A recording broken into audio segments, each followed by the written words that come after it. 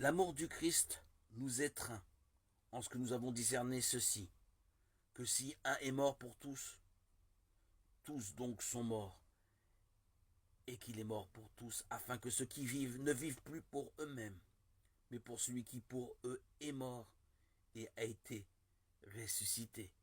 2 Corinthiens 5,15. Pour moi, vivre, c'est Christ, et mourir, un gain. Philippiens 1,21. Paul, en prison, s'oubliait lui-même complètement. Son seul désir était que Christ soit glorifié dans son corps, soit par la vie, soit par la mort. Philippiens 1,20. Christ était le seul objet de sa vie. Dans tout ce qu'il désirait, dans tout ce qu'il faisait, tout était fait par égard pour le Seigneur. Il suivait ainsi l'exemple de notre cher Sauveur. Christ n'a jamais cherché à plaire à lui-même.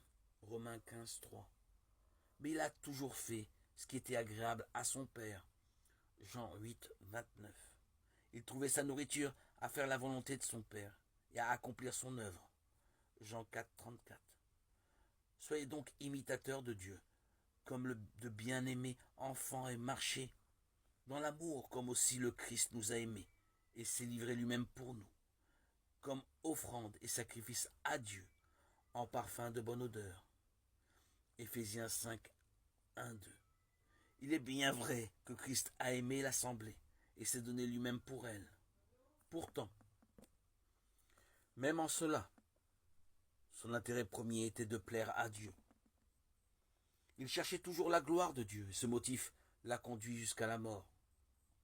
De même, aussi, Christ seul devait être le centre de nos vies, de nos pensées, de nos sentiments, de nos projets, de nos occupations. Nous sommes à lui. Il nous a rachetés en s'offrant lui-même en sacrifice.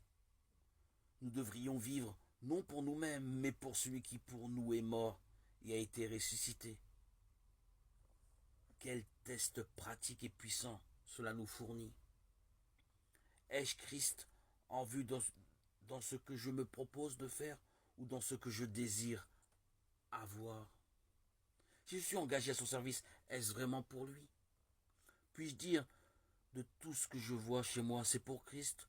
Pour Christ, cette devise fournit un principe qui peut être appliqué à notre vie quotidienne, un principe selon lequel le croyant ne fait en aucun cas de lui-même, mais où Christ est tout pour lui. Vivre pour Christ nous assurera une paix véritable, une heureuse communion avec Dieu.